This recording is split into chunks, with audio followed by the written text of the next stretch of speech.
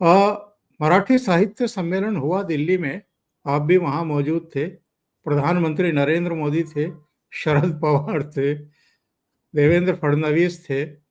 और शरद पवार और मोदी जी के बीच में जो कुछ हुआ उसको लेकर के बड़ी सुर्खियां बन रही हैं। मोदी जी तो मोदी जी हैं। वो शरद पवार के लिए खड़े होकर के कुर्सी लगाते हैं, उनको बैठने की मदद करते हैं, उनके गिलास में पानी डालते हैं। जब दीप प्रज्वलन होता है, हाथ पकड़ करके अपने साथ उनका हाथ लेकर के दीप प्रज्वलन कराते हैं उनसे। लेकिन जब महाराष्ट्र की राजनीति की बात करते हैं तो शरद पवार ने जो कुछ 2019 में किया था उसका हिसाब किताब चुकता करना भी जानते हैं मोदी जी और अमित शाह जी। नहीं, वो जरूरी भी होता है ना। देखो, अमिताभ बच्चन किसी फिल्म में विलन का भी उन्होंने काम किया है, किसी फिल्म में हीरो का काम किया है, तो वो भूमिकाएं होती है, उसकी गलत नहीं करनी चाहिए।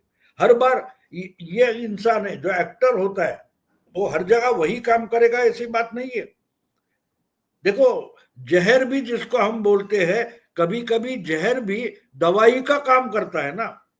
सांप का या नाक का जो जहर निकाला जाता है वो दवाई में इस्तेमाल किया जाता है। कोरोना वैक्सीन कैसे बना? उसी जो वायरस था उसी को ही कल्चर करके उसका एक दवाई बनाया गया। तो प्रधानमंत्री जो होता है उसको एक एक भूमिका पकड़कर नहीं चलती। जो जो समय का तकाजा है वो समझकर काम करना पड़ता है ना, कि जब मैं प्रधानमंत्री हूं, देश के लिए हित का काम करूंगा, लेकिन मैं ही पार्टी का टॉप मोस्ट लीडर हूं तो पार्टी के हित का भी काम करूंगा। अब इनकी पार्टी के लिए शरद पवार तो नहीं काम करेंगे, वो तो मोदी को करना पड़ेगा। और सरकार, प्रधानमंत्री हो, मुख्यमंत्री हो, तो वो जनता के लिए काम करता है। लेकिन अगर वो पार्टी का कार्यकर्ता है, अब किसी सरकार का जो चीफ सेक्रेटरी है वो पार्टी का काम नहीं करता, वो सिर्फ प्रशासकीय काम करता है, एडमिनिस्ट्रेटिव काम करता है। लेकिन प्रधानमंत्री है वो साइमल्टेनियसली प्रशासक भी होता है और पार्टी का वर्कर भी होता है, तो वो दो भूमिका में जाता है, तो उसको अलग काम करना। देखो, एक बात है कि आर्मी में भी डॉक्टर होते हैं,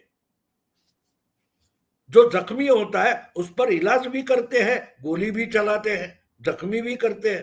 तो ये समझना, अब ये ना समझे, उनको आजकल बुद्धिमान बोलते हैं कि अरे खुर्ची उठाकर दे दी, अरे गिलास में पानी बोतल खोलकर डाल दिया।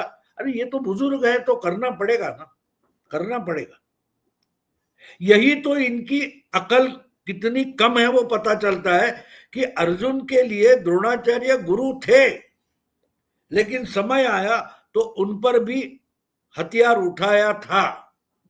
गुरु की जगह गुरु है, अपोनेंट की जगह अपोनेंट होता है। ये अगर ना समझे आप, तो ये आपका प्रॉब्लम है, ना मोदी का है ना शरद पवार का है। शरद पवार भी जानते कि ये सिर्फ दिखाने के लिए है, यहाँ का डेकोरम है। हाँ, जो डेकोरम समझते नहीं उनको बुद्धिजीवी बोला जाता है। यानी सामने बैठे वाले सब लिबरल है ये पता होकर भी जो भाषण मोदी जी ने किया, और ये जो मराठी बुद्धिजीवी बैठे थे वो उन पर चोंच मार रहे थे।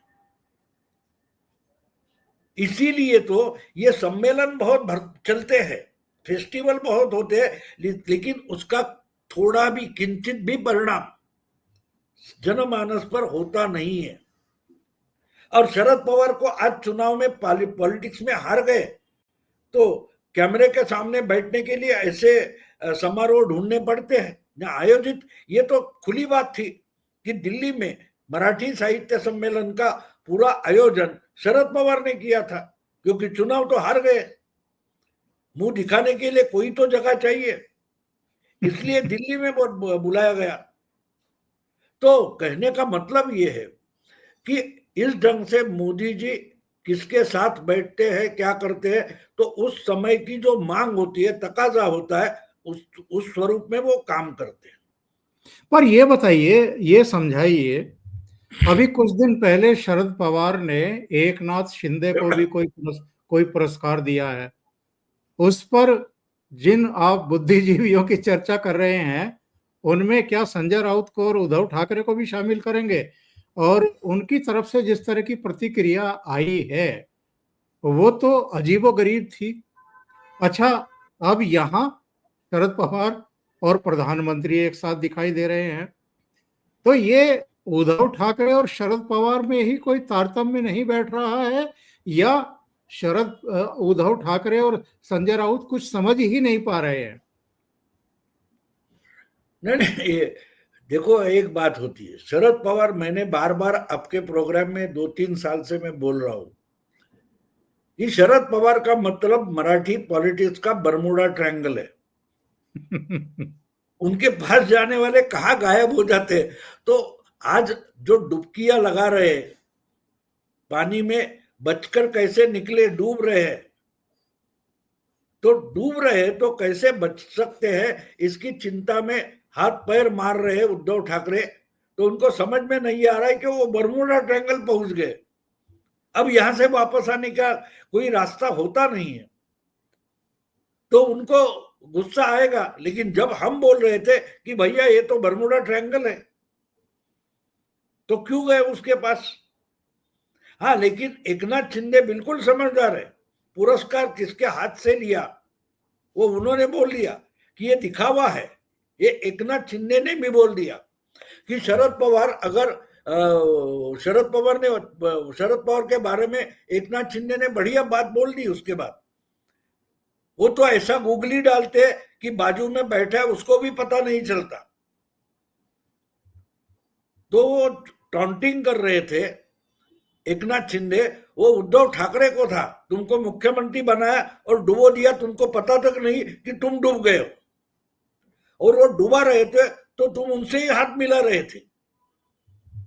तो संजय राउत वगैरह क्या, उद्धव ठाकरे, ये कोई बुद्धिजीवी नहीं है। हाँ, बुद्धिहीन बोल सकते हो, जिनको अपने पर, देखो, छोटा भी जीव होता है, छोटा भी जीव होता है, वो सर्वाइवल के लिए कोशिश करता है, और जब सर्वाइवल का टाइम होता है उस वक्त झगड़ा लड़ाई नहीं की जाती। ये आज सर्वाइवल के मोड पर है और बोलते कि हम तो लड़ाई लड़ रहे। अरे तुम जान बचाकर भाग रहे हो हर जगह से, तो ये ठीक है। एक बात है, शरद पवार की तो ये स्टाइल होती है कि वो दोस्त भी रहते, और शरद पवार जब दोस्त बन जाते हैं तो आपको दुश्मन की जरूरत ही नहीं रहती, जो दोस्त और दुश्मन एक साथ आ जाते, वो कंधे पर दोस्त बनकर हाथ रखते और आपको पता नहीं चलता कब फांसी का फंदा बन गया।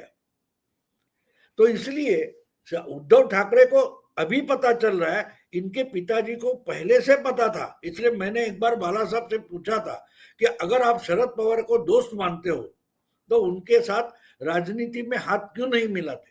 तो बोले भरोसा करने लायक नहीं है। ये पिता को पता चला था, बेटे को अभी नहीं, क्योंकि बेटे को हवस है, लालच है कि कुछ ना कुछ करके पवार साहब दे सकते हैं। उन्होंने मुख्यमंत्री बनाया, लेकिन मुख्यमंत्री बनाकर पूरे अधिकार और पूरा सरकार अपने जेब में डाल दिया, ये उद्धव ठाकरे को पता तक नहीं चला था। तो एकनाथ शिंदे उतने समझदार है, उनको पता है कि शरद पवार अगर सम्मान कर रहे, असलियत में वो ज्योतिरादित्य शिंदे के जो पूर्वज है, महादजी शिंदे, पेशवाकालीन बड़े योद्धा थे, जो एक्चुअली दिल्ली का तख्त, बादशाह का तख्त भी संभाल रहे थे, ऐसे ही योद्धा है। उनके नाम से वो क्या बोलते पुरस्कार, महादजी शिंदे, तो वो शिंदे को दिया गया, और वो मुख्यमंत्री है इसलिए दिया गया, महाराष्ट्र के है और महाराष्ट्र के बड़े नेता है, इसलिए शरद पवार आगे। इसका कारण जो ग्वालियर घराना है, उनकी एक संस्था है मुंबई में, मराठा मंदिर, उस संस्था के अध्यक्ष भी शरद पवार है। अब ये सब बातें समझ में आए तो बुद्धि ठिकाने पर है, ऐसा हो सकता है। लेकिन संजय राउत और उद्धव ठाकरे, इनकी बुद्धि कहाँ गई है पता नहीं, वही ढूंढते फिर रहे। पर भाऊ, ये तो दोनों और आदित्य भी ये सब साबित करने में लगे हुए हैं कि अब हमारा हिंदुत्व से कोई लेना देना नहीं। हिंदुओं के जो आराध्य हैं उनसे भी कोई लेना देना नहीं, क्योंकि ना तो ये 22 जनवरी 2024 के फंक्शन में गए थे, प्राण प्रतिष्ठा समारोह में गए थे, ना बाद में गए रामलला के दर्शन करने के लिए, और ना महाकुंभ में गए, बल्कि देवेंद्र फडणवीस डुबकी लगाए आए और एकनाथ शिंदे भी सहपरिवार गए और डुबकी लगा करके आए। तो एकनाथ शिंदे बता रहे हैं कि असली शिवसेना मैं ही हूं, बाला साहब ठाकरे का आनंद दिघे की राजनीतिक विरासत का असली झंडा बरदार मैं ही हूं, मैं ही सारे काम कर रहा हूं, ये नहीं कर रहे हैं। हाँ बिल्कुल वैसी वैसी ही बात है। देखो ये अब ये बात हो गई है कि अगर बाला साहब कभी अयोध्या नहीं गए थे, उस वक्त भी नहीं गए थे, लेकिन अगर आप जाकर 2 बार आ गए हो, पूरी फैमिली लेकर गए थे, आपको याद होगा, और जी हाँ। उन्होंने बोला था पहले मंदिर फिर सरकार, और जब सरकार तोड़ मरोड़ कर बनाई तो उसके बाद अयोध्या में दिखावे के लिए गए थे। आज इनको चिंता है कि अगर डुबकी मारूंगा तो बीएनसी के चुनाव में मुंबई में मुस्लिम वोट नहीं मिलेंगे, तो इसलिए वो सनातन से थोड़ा डिस्टेंस बना रहे। उसका कारण वो है, उनको अब मुस्लिम वोट पर भरोसा है, हिंदू वोट पर, मराठी वोट पर उद्धव ठाकरे का भरोसा नहीं है। तो इसलिए वो जाएंगे नहीं, ना अयोध्या जाएंगे, ना कुंभ में जाएंगे।